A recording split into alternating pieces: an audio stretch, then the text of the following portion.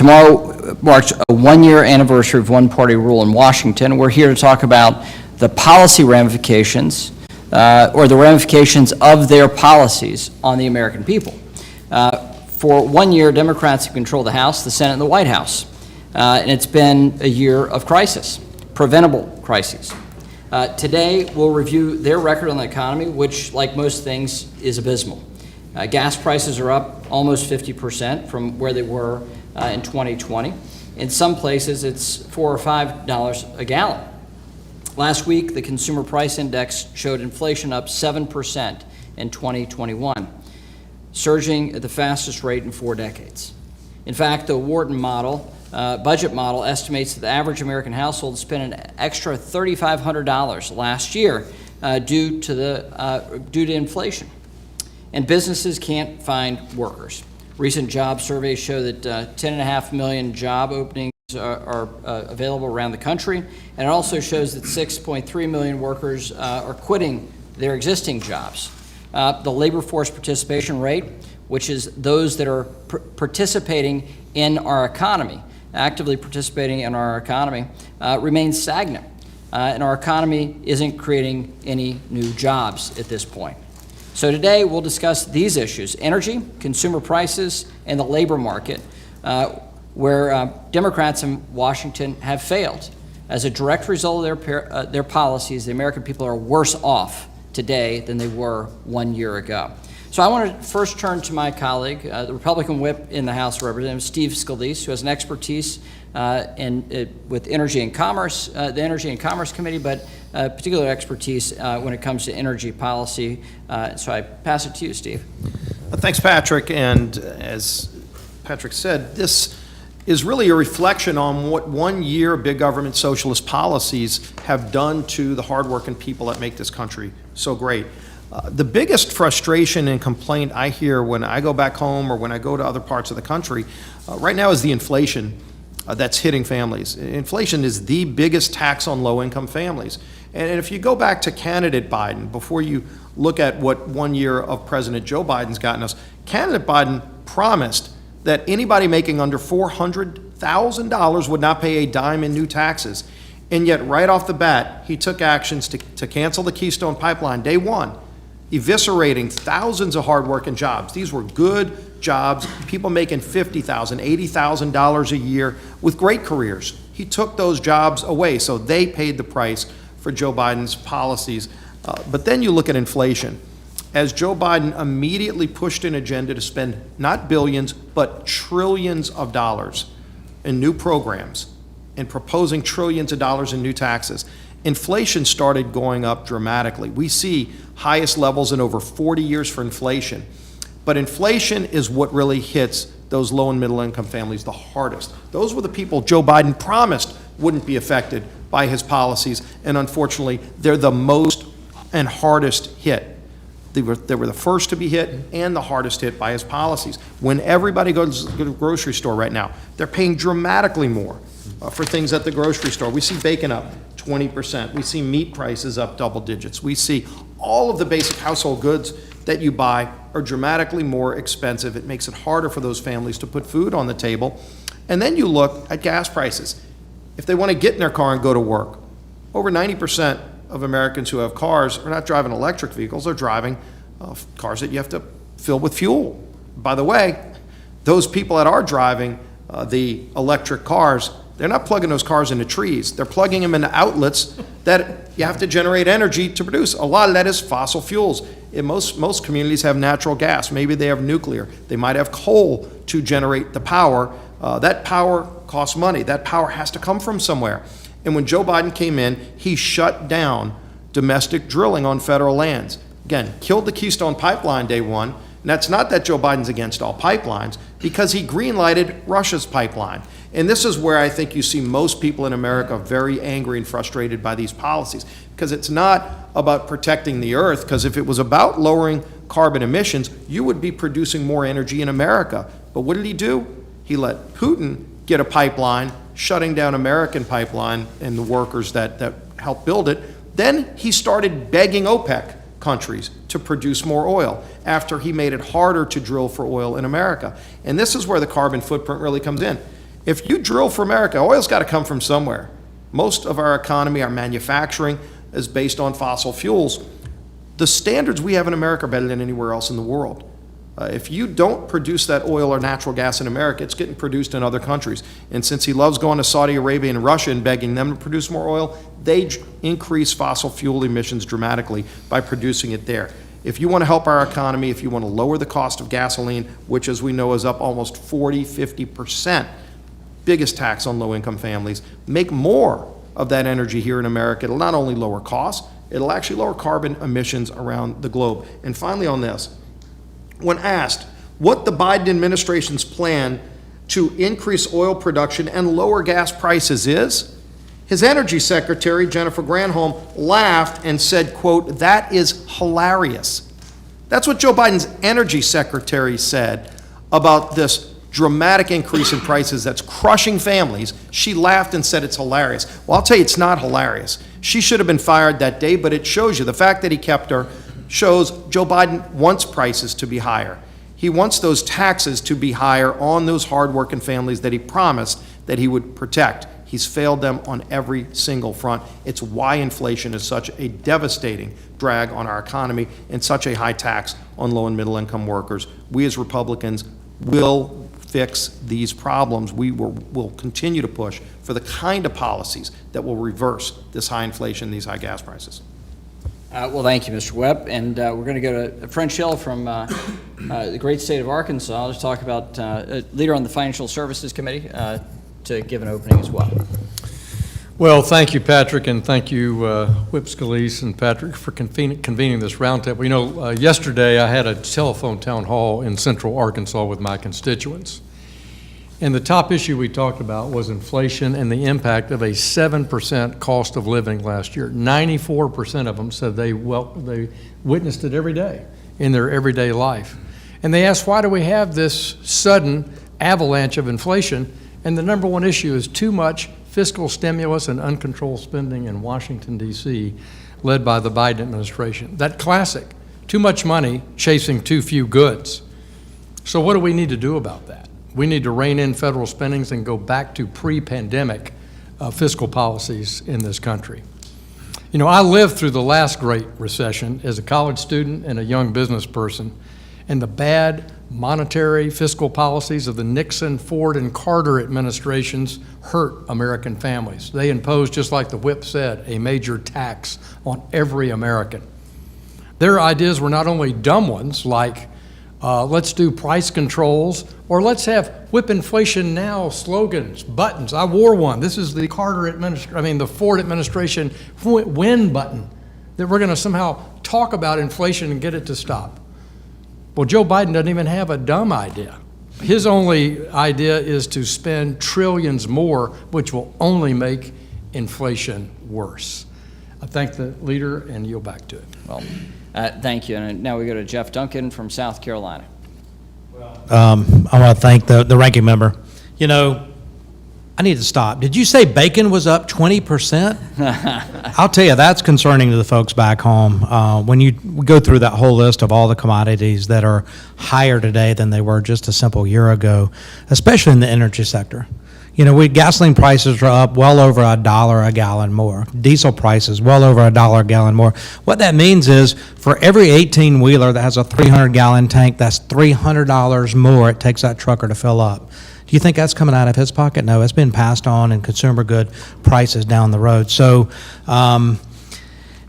we talked about the Keystone Pipeline. You heard the whip mention that. Can you imagine Donald Trump shutting down an American pipeline but allowing Vladimir Putin to crank up a pipeline, actually support it?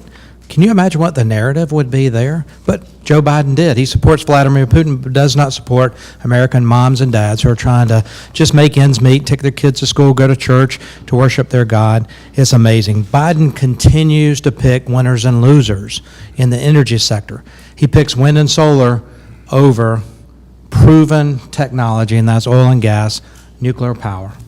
To continue to give government subsidies, that means us as taxpayers are paying for the wind and solar projects and the people that are putting those up. He's picking winners and losers. I can tell you, the losers are the American people under the Biden administration, and we're going to do a lot about that. We're going to talk a lot about energy today. A lot of these things, we had a hearing today in Energy and Commerce on the Energy Subcommittee, where we heard from both the Director of FERC and the Assistant Secretary of Energy, the Department of Energy, and it's amazing some of the things they said. With that, I yield back. I thank my colleague and friend. Now we're going to Young Kim of California, who's the leader on the Small Business Committee. Thank you. Thank you, Ranking Member, and our whip scholars and colleagues. It's really an honor to join you in this roundtable discussion. You know, the state of California, where I'm from, we talk about inflation. We talk about small businesses struggling to keep their doors open and keep their employees on payroll. And we see the gas prices on an average that is $1 higher than any national average you see around the country. I represent 3 big counties in my 39 congressional district in the state of California.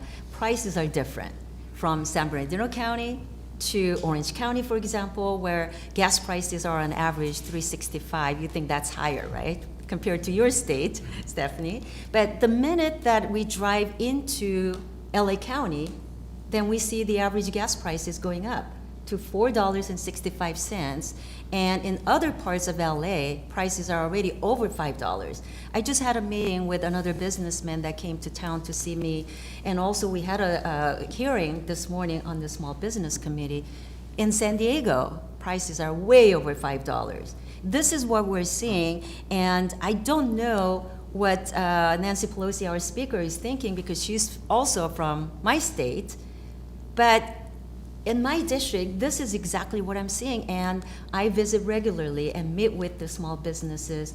They are telling us this rising prices, inflation, which we know is a hidden tax on our families, businesses, and our workers. So as inflation gets higher, families will have less in their savings accounts, and workers' wages will, worth less. So we really need to do something about this, and I'm really looking forward to listening to our other witnesses joining us virtually and have a roundtable discussion.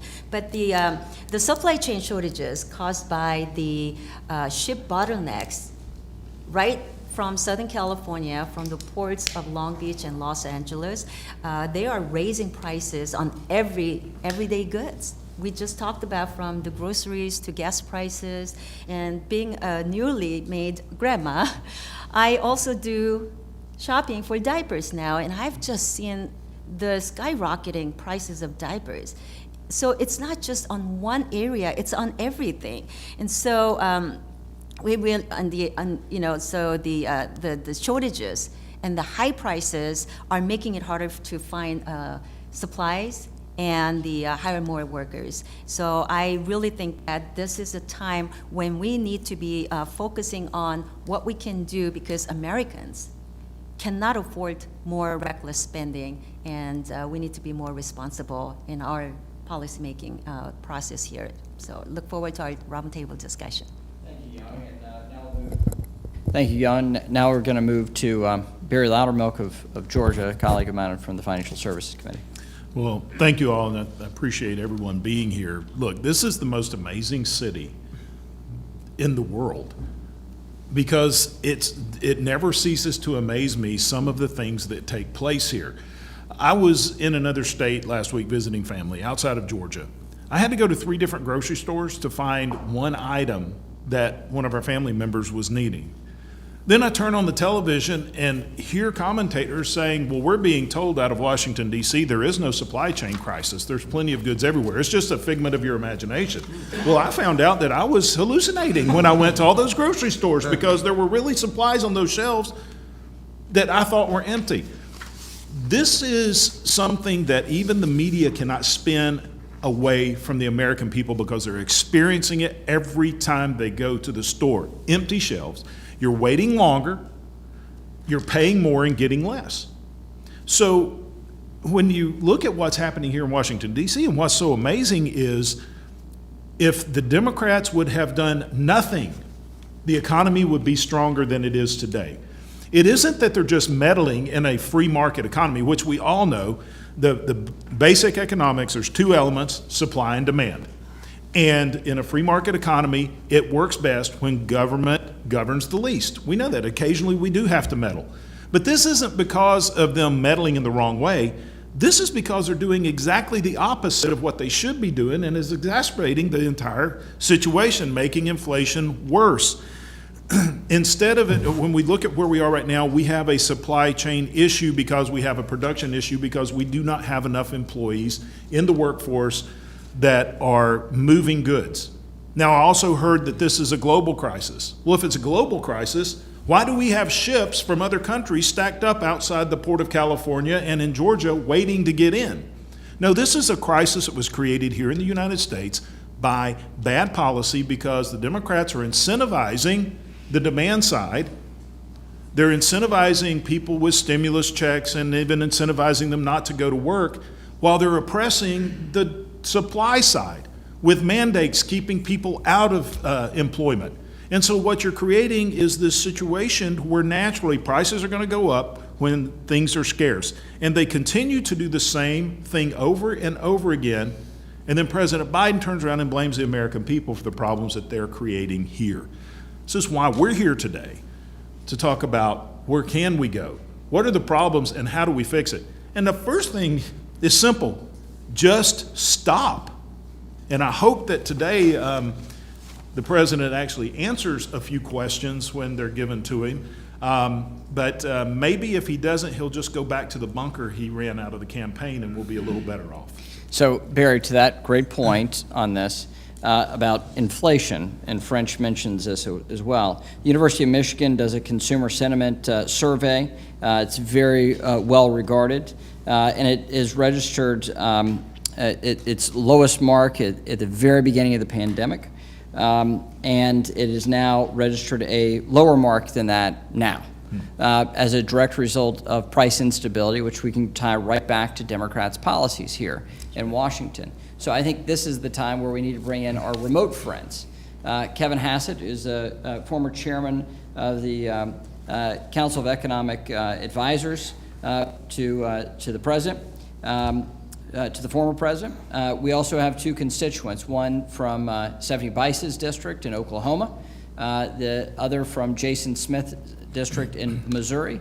So I'd like to turn it to you, Stephanie, to introduce your constituent, then Jason to you to introduce your constituent and do your openers as well. And then Kevin, will come to you after that opener just as a level set about these issues as well. Well, Stephanie. thank you, Ranking Member McHenry. I appreciate you having me on with you all today. I have traveled around the district and spoken to my fellow Oklahomans, and I constantly hear concerns about inflation in the economy right now. There are so many data points, and people are worried about the future. Case in point, I actually got a text message a bit ago from my husband who shared with me that the price of laundry detergent is now going up by 8%. It is impacting every demographic and every type of good and service that you can possibly imagine. We know that inflation has raised prices for those things, household goods and fuel, but it's also causing significant pain for our job creators.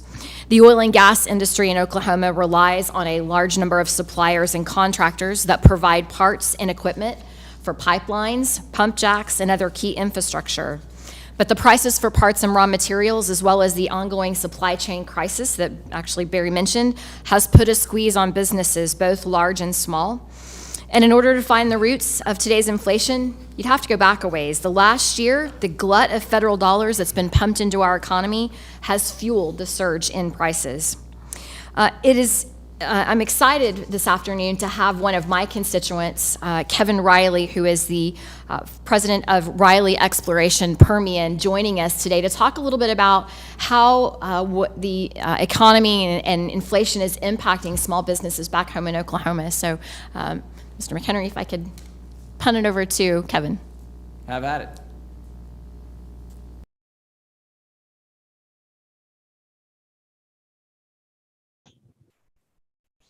Can you hear me? Sorry. Thanks for having me today. I look forward to being a part of the discussion. And again, Kevin Reilly, I'm the president of Reilly Exploration Permian, headquartered in Oklahoma City, focused on oil and gas upstream operations in the Permian Basin of West Texas.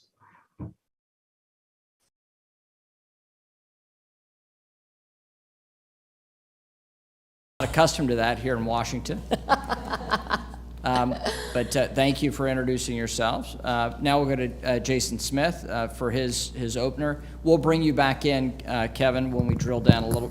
I said drill. You did. I did. When we get back to energy and energy production. And so with that, Jason Smith, who's the ranking member of the Budget Committee, to talk, to give his opener and then to introduce his guest. Thank you, Ranking Member McHenry, Whip Scalise, for having us here to be part of this roundtable. You know, what we have seen over and over again is within this past year, the agenda of President Biden has failed American families. This reckless government spending has truly overheated the economy. We are seeing the highest consumer prices in over 40 years. Just last week alone, we saw the producer price index be at 9.7% year to year. That is the highest ever in recorded history.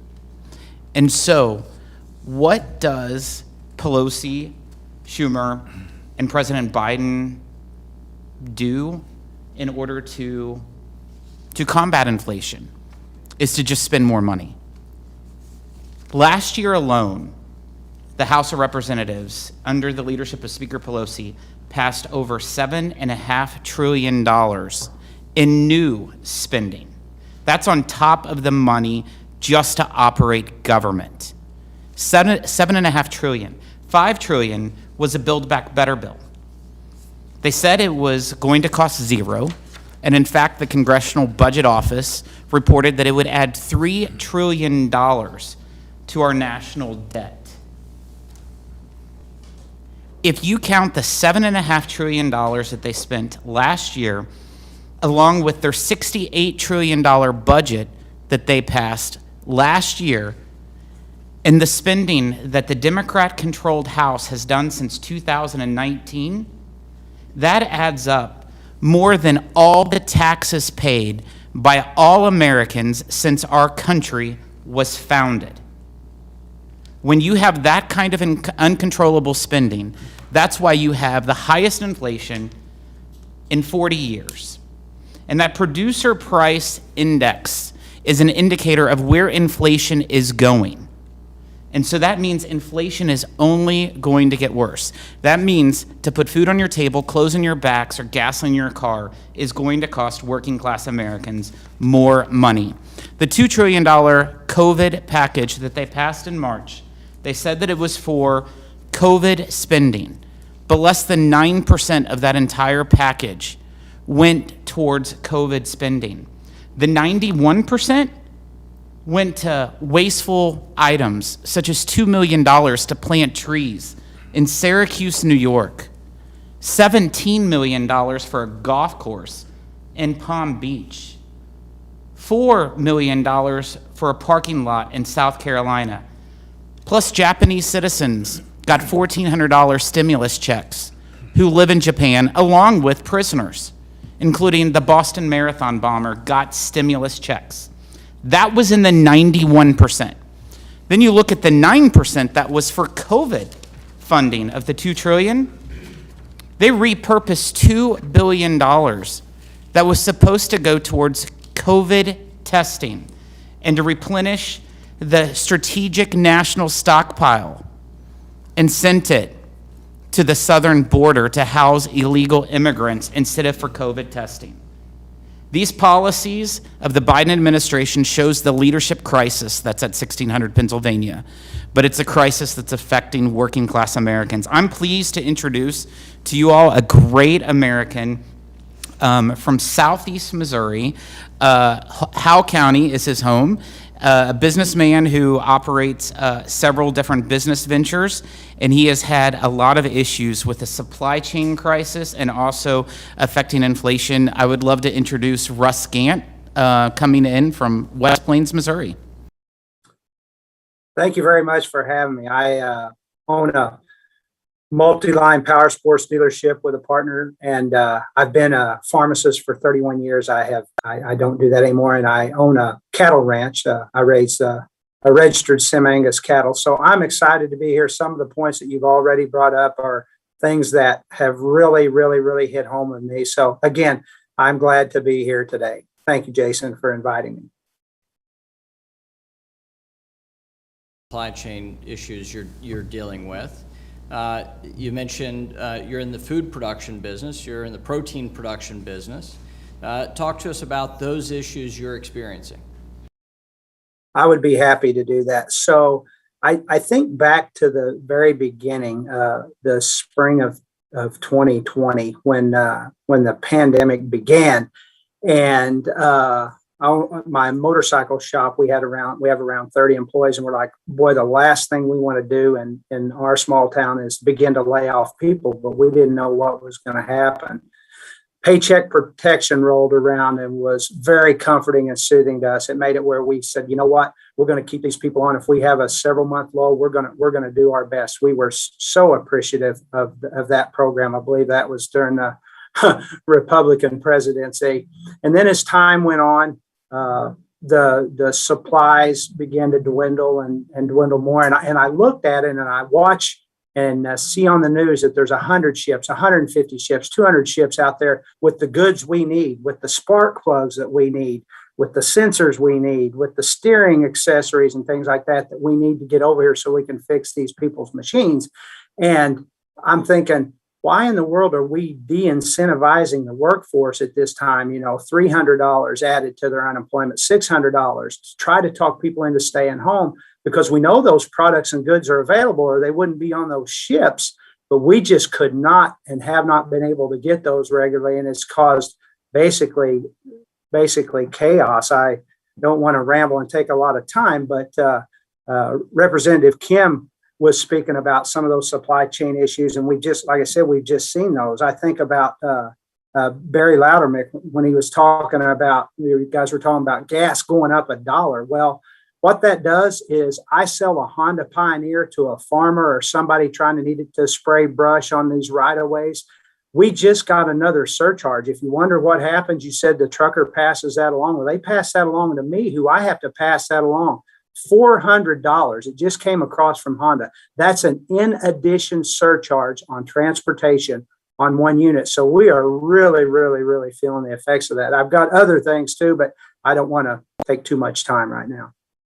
Let's go to Kevin Hassett, former chairman of the Council of Economic Advisors. As an economist, we'd like your perspective. The big three things we're talking about here for the economy are energy prices, consumer prices, and labor market and job-related issues. Give us your view of just what Russ outlined of the surcharges he's experiencing, the inflation, as Representative Loudermilk outlined, the nefarious nature of inflation, and how the policies of this Democrat-controlled Washington have driven this price instability. Yeah, thank you so much for having me, and it's a real pleasure to be here with the group. Sorry I couldn't be there in person today. You know, the first thing I want to say is that, we keep calling it a supply disruption, but I think that we should sort of hold off on that. Because if you go to a grocery store in a socialist country, the shelves are empty. And when the socialists take over, for the first 6 months, they tell you, oh, it's a supply disruption. Then it becomes ordinary life. And so that's something that is happening right now in this country, is that we've been basically seeing these disruptions get worse and worse since the summer. And President Biden and his team are telling us that it's temporary, but it's not temporary. It's basically a result of their policies, which attack supply and feed demand, just as the other members have said. The second point I want to make about inflation, and I promise I'm only going to make 3 points at least at the beginning, is the second point I want to make is that it all starts with energy. And in fact, there's a really famous paper by a guy at the University of San Diego, a great economist named James Hamilton, where he looked back at recessions, the history of recessions in the US, and he found that all but one happened because energy prices went up.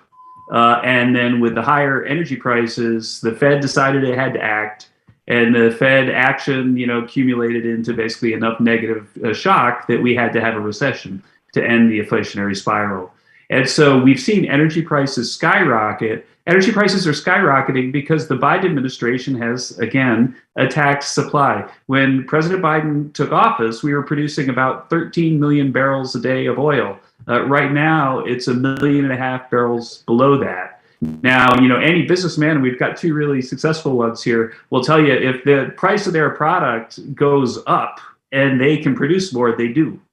And so to have the price of oil go up as much as it has, and then to have U.S. production drop the way it has, it's really, really a puzzle. And it's related to the heavy regulation, the shutting of the Keystone Pipeline, which cut oil off to Nebraska, the heartland of America, and so on. And the third thing I want to say is just that the attack on supply is not just these things that we mentioned, but all of the threatened policies of the Biden administration. And so they're threatening a massive increase in business taxes, a massive tax hike on small businesses. I would guess that the folks joining us today aren't publicly traded, that they're family-owned businesses. And so when that top marginal tax rate goes up, that's a higher tax on the profit you make after you employ the 30 people. And the thing is that there's this long history in economics of studying threatened tax increases. And there's a lot of evidence that when that happens, people hold off expanding their production, expanding their capacity, because they're worried, oh, geez, the Democrats are going to increase my tax rate 3 months from now. So why would I expand capacity now? And so we're seeing a classic, freeze of investment and freeze of capacity expansion related specifically to the Biden policies. And so to summarize, it's not really a supply disruption. It's a movement towards a new normal in America that's the result of Biden policies. The inflation is not temporary. It's going to be double digits this year. And it's happening in part because of this crazy energy policy of Biden. And then, I think that with that, I'll yield back the rest of my time. Why don't we go to Kevin Reilly to talk about energy, and then we'll go to Whip Scalise, leader on the Energy and Commerce Committee, another leader on the Energy and Commerce Committee, Jeff Duncan, to follow up on this theme. So Kevin Reilly? Well, being an operator in West Texas, we certainly feel the squeeze from the supply chain, the price increase, which is causing well prices increase across the board, and the labor shortage. Hiring people both corporately and in the field has been a challenge. Just finding applicants that want to come to work and find opportunities right now. There's just not a lot of people. We see delays in projects, the timing of when you anticipate starting them to when they actually start, just with the logistics of lining up the people and the equipment and procuring all the materials that you need. For instance, looking at casing goods that goes into a well that we drill, which used to make up about 5 to 10% of the total cost per well, now is closer to 15 or 20%. So you're seeing costs in some cases go up over 100%. Unfortunately, it's not trickling down all the way to the total well cost because you're able to pick up some efficiencies elsewhere, but it is a challenge. For that, Kevin, because you're there in the real world trying to run a business that produces energy for America, and that used to be something we would celebrate. Frankly, we've got to get back to celebrating that. I know Jeff Duncan with the House Energy Action Team is going to be talking about it too. But if you go to Kevin Hassett's comments, inflation starts with a few things. Too much spending is driving inflation. People get that. They're telling Washington to stop spending. President Biden's top initiative right now is to try to get a $4.5 trillion spending and tax increase bill going through. That would make inflation worse. But then energy policy. And if you go back to where President Trump had gotten our country, he made it a focus to make America energy dominant. That was his term. There were a lot of people that questioned whether or not America could produce enough energy to supply all of our needs. You go back 20 years ago, they said we were running out of oil. We were running out of natural gas. They were actually building facilities to import natural gas into America because they thought we were running out. And you know what happened? American ingenuity happened. Hydraulic fracturing, other techniques to find deeper reserves in the Gulf of Mexico in my district, where they can go down thousands of feet and then find massive reserves that can produce 100,000 barrels of oil a day. That's American ingenuity producing American energy. And so it had gotten us to a point where we were producing not only enough to run America's economy, to keep gas prices low for family. We were just a year ago paying less than $2 a gallon for gasoline. I know it might seem like 10 years ago because the prices are so high today, but it wasn't that long ago, and it was because of smart policy. And so when President Biden came in, he took very specific action that led to higher gas prices. It's not something that happened by accident. Day one, he canceled the Keystone Pipeline with the stroke of a pen. This is something President Trump had approved to get oil from our friends in Canada. So Canada had oil. We can refine it in America. It was a great relationship between two friends. You build with American workers, union workers actually, through the middle of America, safe pipeline to bring that oil so we can refine it, produce more of our own natural resources. President Biden said no. And again, wasn't that he said no to all pipelines. He turned around and green-lighted the Nord Stream 2 pipeline so that Putin could get an ability to send his oil to Germany. And why is that important? These decisions have consequences. We're paying higher gas prices because of Joe Biden's failed policy, specific actions he took to ban drilling on federal land, so that's harder for us to make our own. He goes and he begs OPEC to produce more oil. Keep in mind, this is not a free market around the world. OPEC is a monopoly. It's a cartel. OPEC wants gas prices to be higher. They could produce more oil tomorrow and bring prices down to where you're paying $2 a gallon again, but they don't want to. They make a lot more money if the price is at $100 a barrel. And so they've driven it up that way. But you know who else makes money off of high gas prices? Vladimir Putin. And what is Putin doing right now with all of that money that Joe Biden's given him?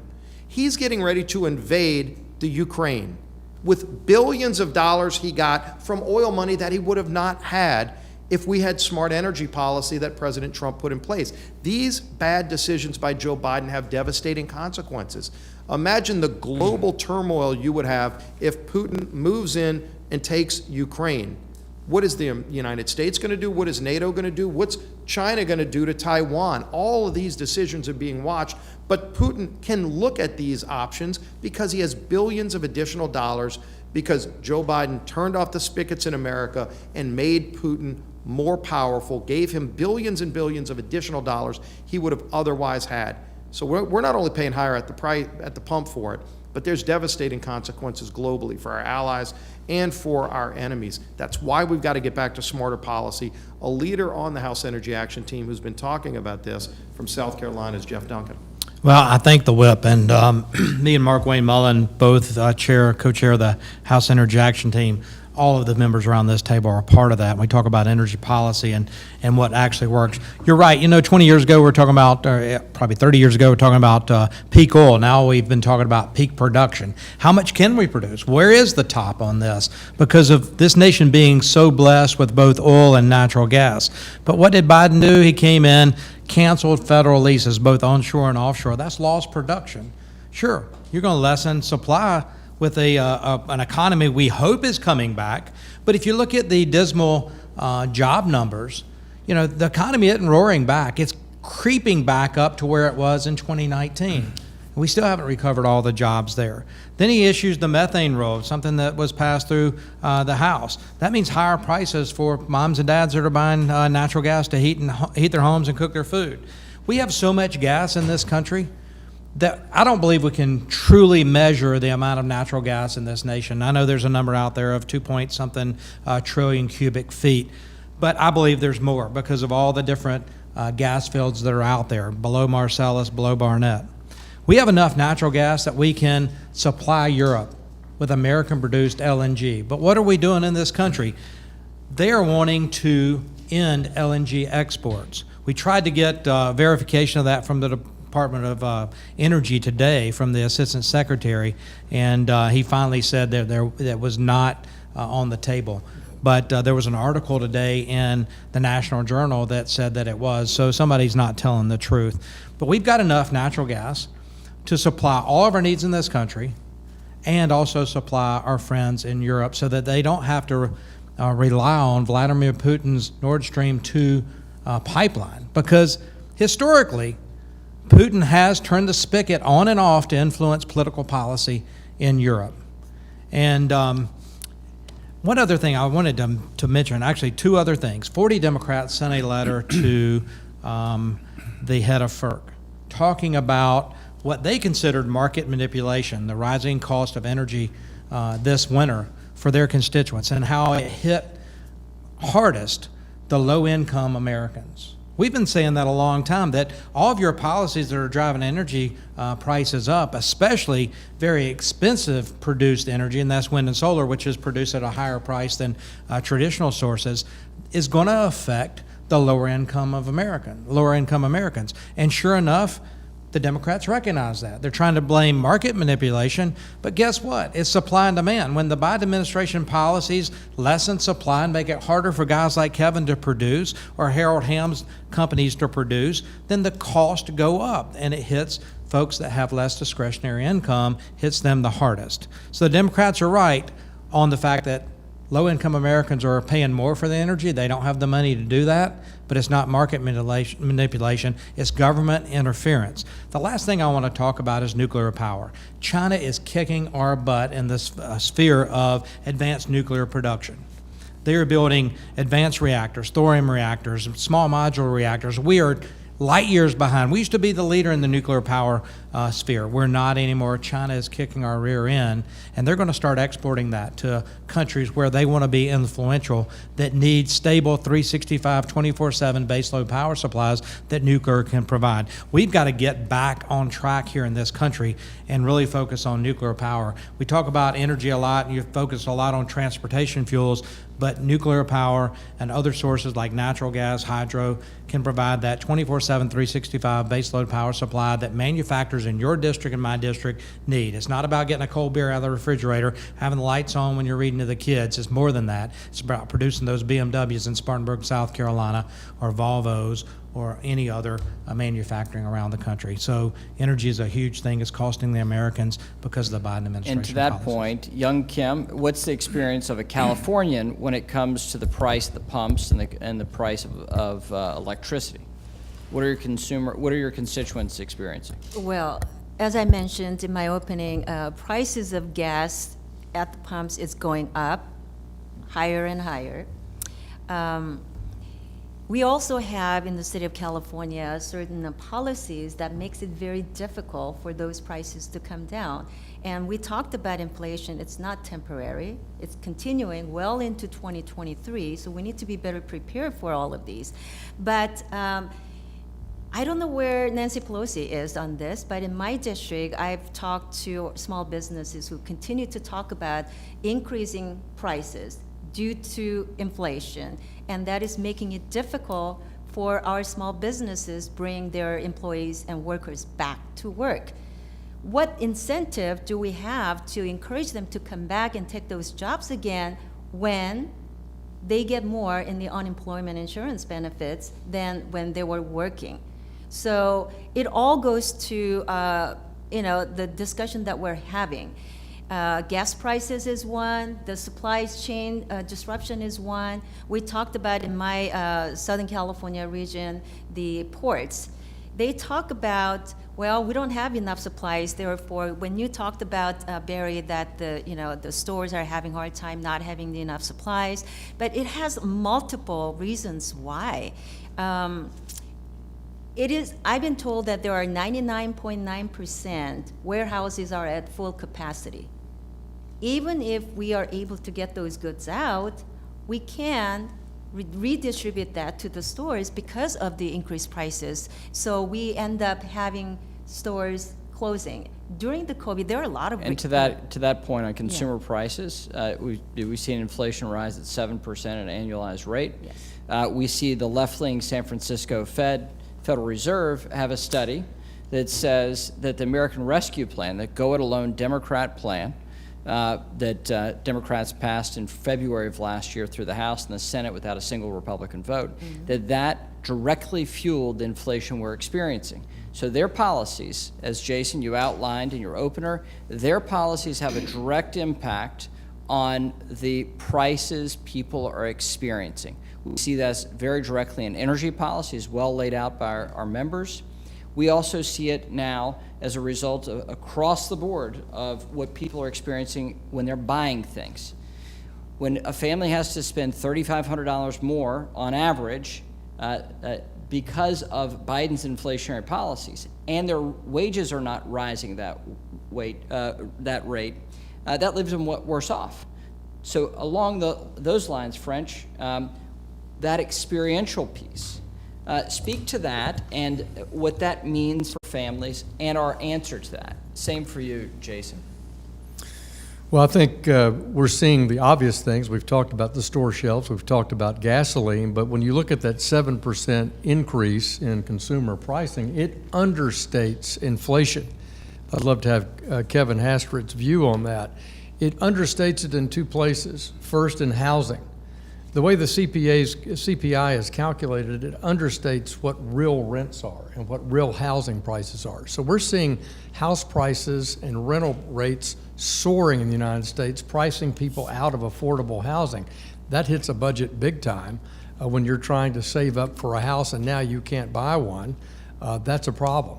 And so that's understated. I think the CPI will be running higher in 2022 than 2021 for the reasons that Jason talked about, with 9% producer price increases, plus housing being understated.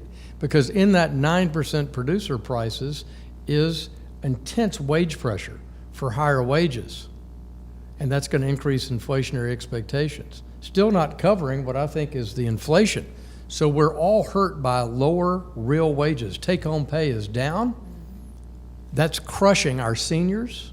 That's crushing our working families. So they're getting squeezed both ways. Their pay competition and those consumer prices. So to that along those lines, Jason, you outlined the massive amount of spending that has come from this Congress, and you put a dollar amount on it. How does that impact what people are experiencing when they buy goods and services? It's not simply a supply chain issue. It's much broader than that. It does. The increase in the reckless spending is having a direct result on all their prices going up, of what they purchase at the grocery store, their energy, to put gas in their car. I think it's important to note, Patrick, that Moody's, right after passage of the American Recovery Plan, or what I refer to as the Biden bailout bill, they projected that in the third quarter, upon passage, our growth rate would be at 9%. And that's President Biden's favorite economist. That's who they relied on in everything. But in fact, we got the numbers. And the numbers came in and it was 2%. And it's also important to note that the Biden administration has said that there's going to be millions of jobs created. Millions of jobs created by the passage of this $2 trillion bill. Well, we got the numbers back. And in fact, it's 100,000 jobs short of what the Congressional Budget Office reported with no spending bill passed. So our country is so much more worse off, and that means every American is worse off. Government is clearly worse off because we're $2 trillion more in debt, and our economy is worse, and we have less people unemployed. And the huge issue that I think where you're talking about future inflation is, in fact, you're going to see, because of the hundreds of millions of dollars that has been spent to pay people not to work, they've been incentivized to collect unemployment. They took off the work requirement for the child tax credit in the American Recovery Plan in March. This incentivizes people not to work. That's actually going to move prices up because wages are going up whenever you're looking at $17 an hour at McDonald's in Salem, Missouri. And that's going to mean your Big Mac's going to cost $10 instead of, $4.99. All right, let's not talk about the price of fast food. It's troublesome for all of us. So, Barry, you outlined in your opener that doing nothing, if this Congress had done nothing, it would be better, the American people would be better off. Jason outlines a couple of studies that indicate that to be economic truth. So drill down on that. Well, anytime government meddles, you can have disruption in a free market economy, but there are some things that we can do that isn't meddling, but opening up the economy. And a good example of that is what Georgia has been doing. We have the lowest unemployment rate we've had in the history of our state right now.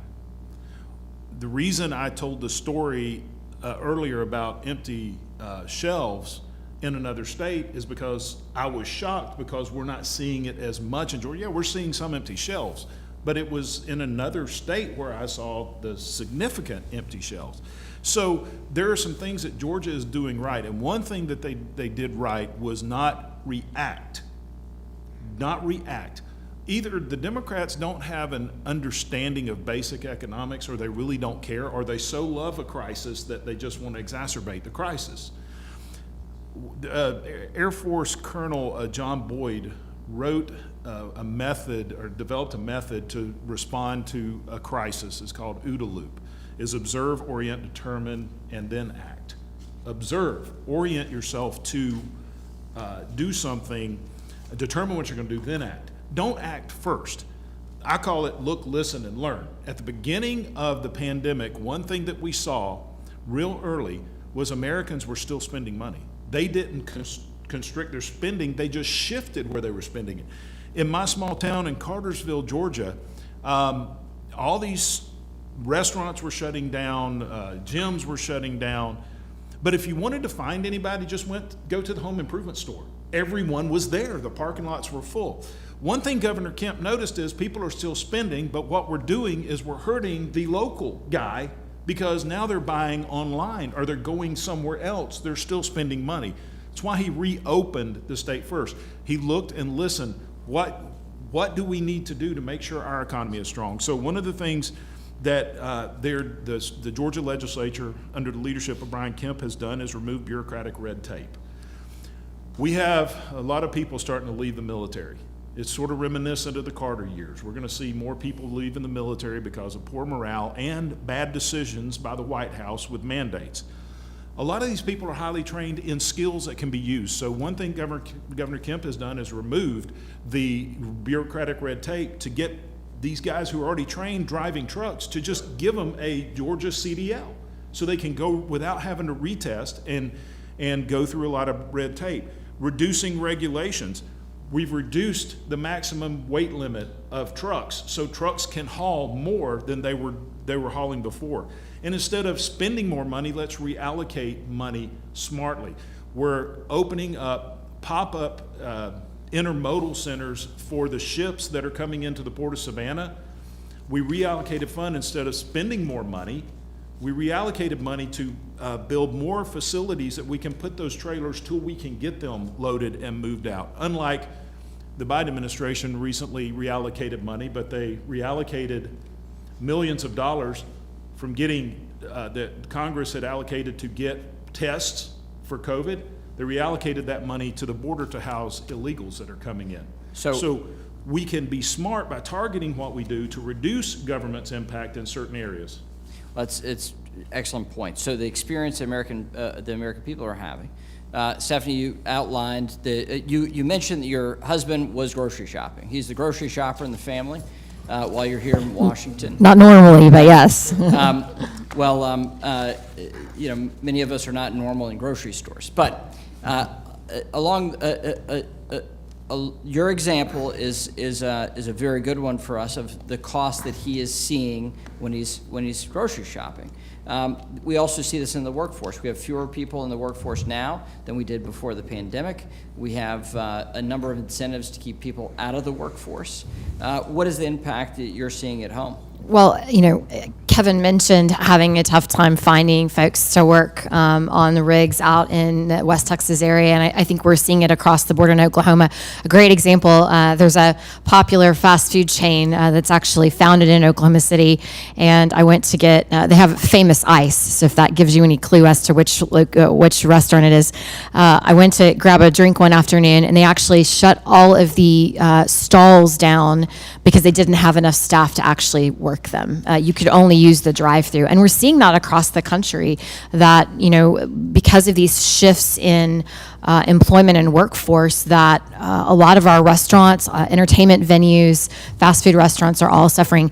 I actually want to maybe circle back around to something that French brought up earlier, which I think is a point that hasn't really been brought up, and that is the impact of what we've seen over the last year on our retirees. Many of our retirees are on fixed income, and they don't have the luxury of being able to afford a 7% increase in goods and services. Laundry detergent, bacon, gasoline, you name it. They're not seeing an increase in their cost of living adjustment for Social Security benefits. So it's interesting to me that Democrats are sort of talking about energy policy, but what they're doing is actually impacting those that truly cannot afford it. And those retirees and senior citizens, I think, are a perfect example of that. So, Kevin Hassett, I want to come back to you. What can we do to create new jobs? When we see Neela Richardson's outline of the economy, she's the chief economist at ADP. She noted that, quote, the economy hasn't added one single job from the 2019 high watermark, not one. All the jobs that we've seen gained is the recovered jobs that were lost. We're not yet producing new jobs. What can we do as Republican policymakers here on the Hill, as policymakers on behalf of the American people? What can we do to help create new jobs? Yeah, thanks for that question. The first thing that we could do is we have to get inflation under control, and the way we need to do that is to push the Biden administration to adopt energy-friendly policies. If we could get U.S. oil production back up to where it was right as the COVID crisis began, that would have a huge positive effect or negative effect on inflation, positive effect on people's welfare.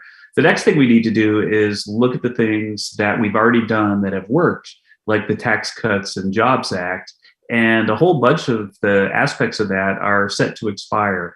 And that creates a huge amount of uncertainty, and the expensing is about to phase out, and that's like a really valuable thing for businesses. And what we need to do is take those things that we know worked, that delivered, the best economy we've seen since really the Second World War, right before COVID hit. We had the lowest ever African-American unemployment rate under President Trump right before COVID. There were 7 million people off of food stamps because they got jobs, 4 million people driven out of poverty because wages were growing so much. Wages went up by about $6,000 in 1 year, more than they did in 8 years under President Obama. Those policies worked, and those policies are set to expire. That creates a heck of a lot of uncertainty for businesses. And so I would say, the discussion is right, that we've got to stop Biden's really bad ideas, but we should take the ideas that have worked. And there ought to be moderate Democrats that recognize that it was a great economy. Income inequality was declining in 2019.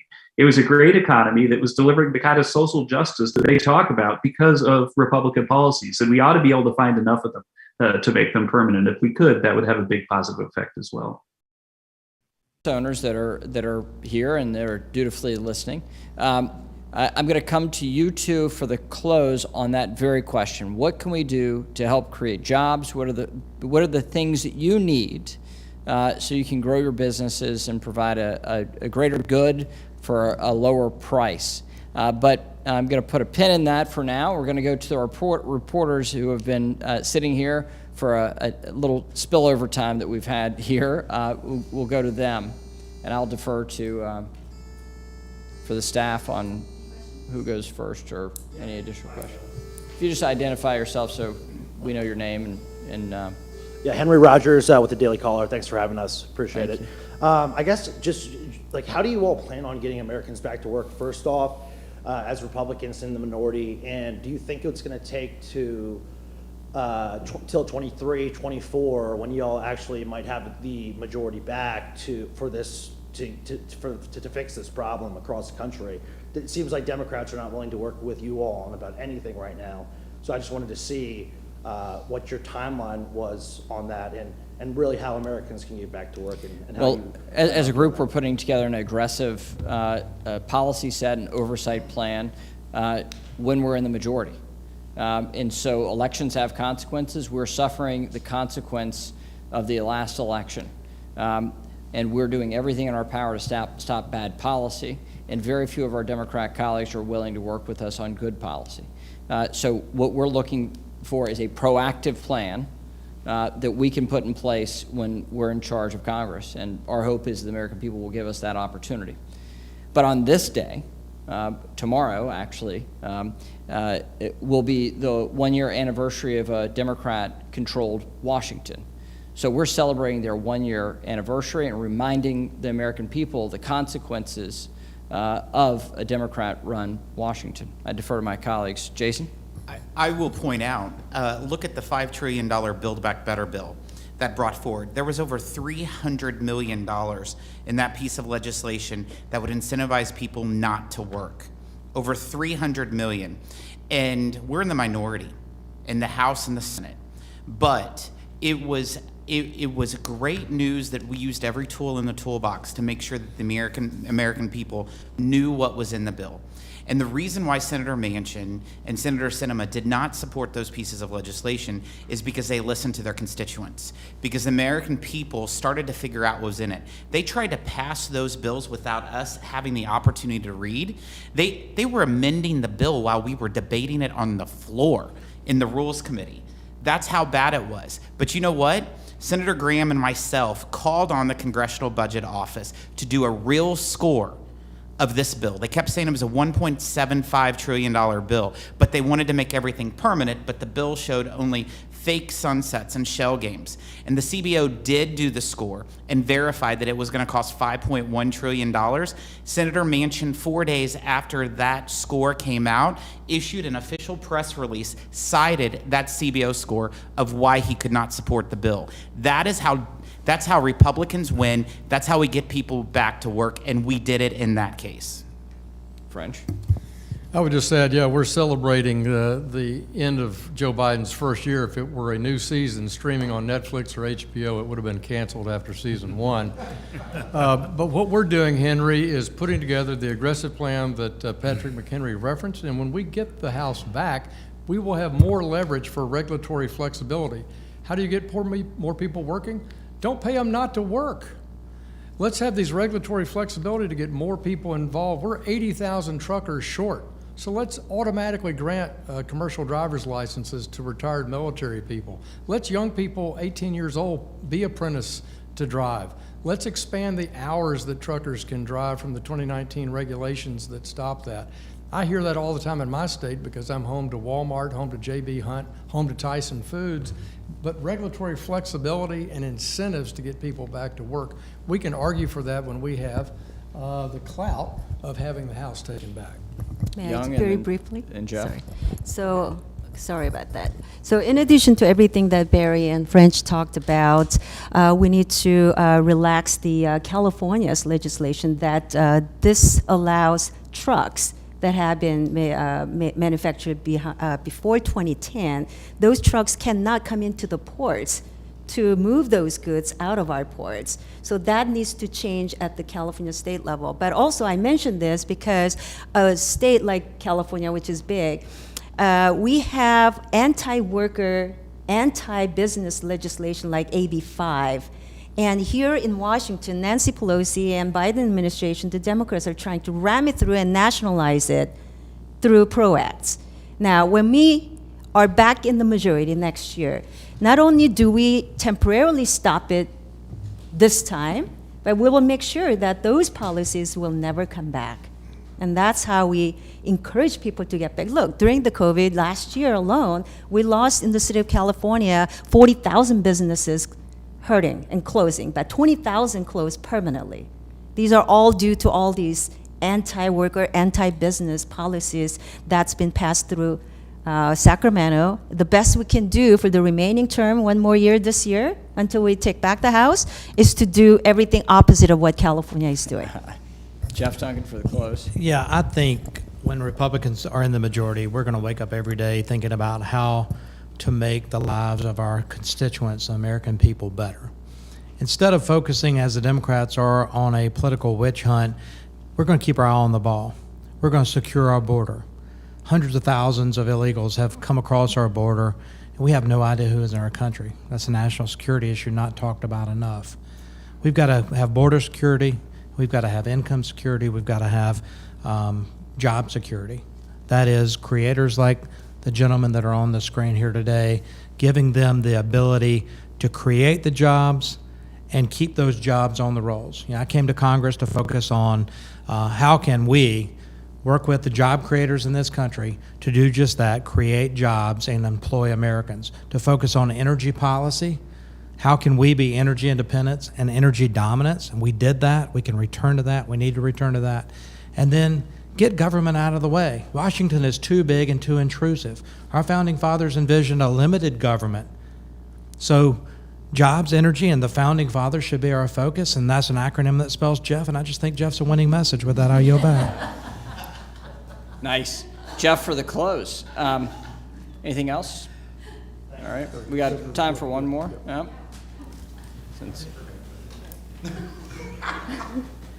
Hi, I'm Emily Brooks with the Washington Examiner. Hakeem Jeffries on the Democratic side was asked today about what the House Democrats are doing about inflation. One of the things he mentioned was a Judiciary Subcommittee on Antitrust hearing today about consolidation in the food industry and the meatpacking industry. What do you think of that as a factor in inflation, and just sort of reaction to that? Absurd.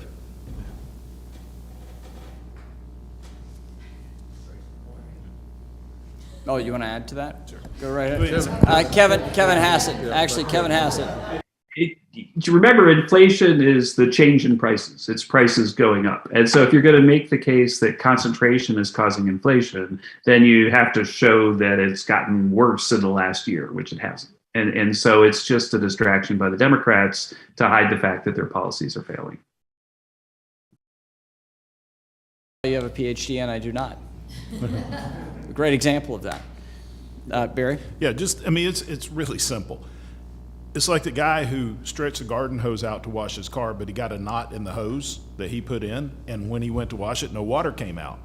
Well, then he spends all this time calling the water department, why is my water shut off, changing the nozzle on the end of it, when all he had to do was go untie the knot that he put in it. The Democrats have put knots in the garden hose of our employees going back to work. They put knots in our supply chain. All we have to do is go untie the knots. What they're doing is trying to look for some other solution that is inevitably just going to make the situation worse because they won't admit that they actually caused the problem.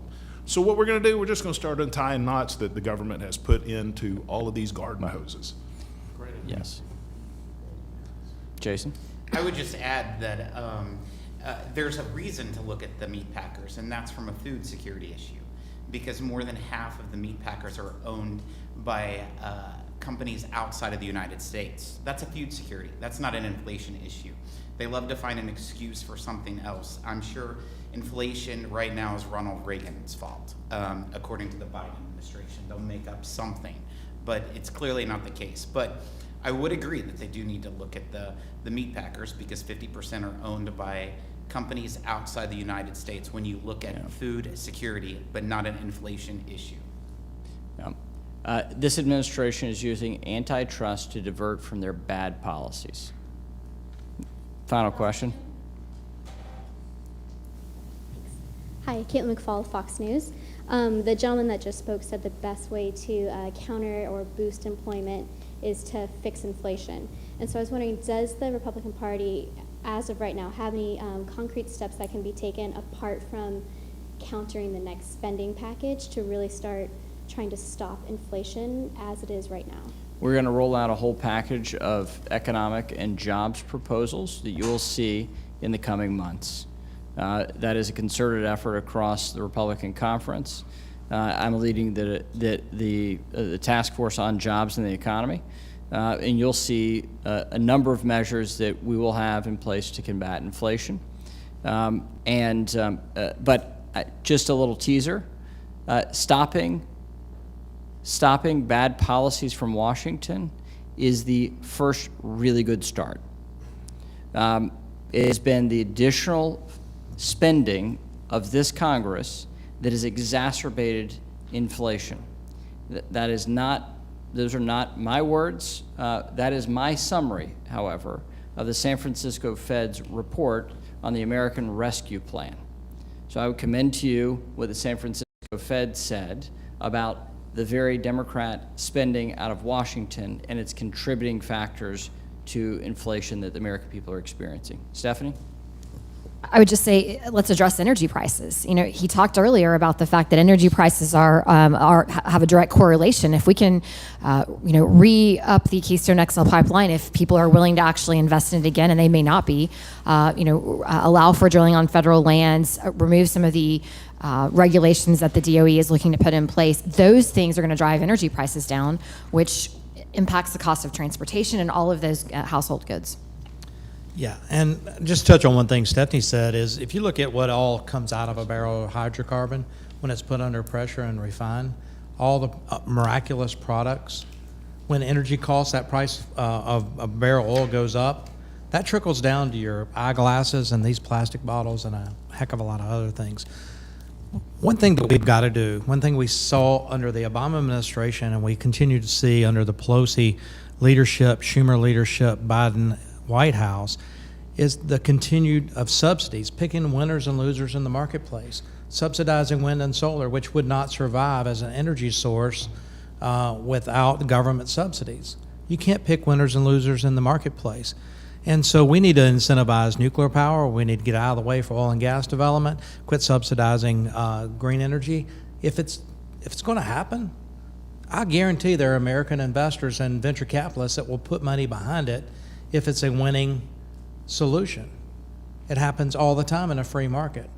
Allow the market to take care of itself instead of picking winners and losers, and quit subsidizing it with the hard-earned dollars of our constituents. So I want our two business leaders to close here. Kevin Reilly, if you could help wrap us up, and then we'll go to you, Russ Gant.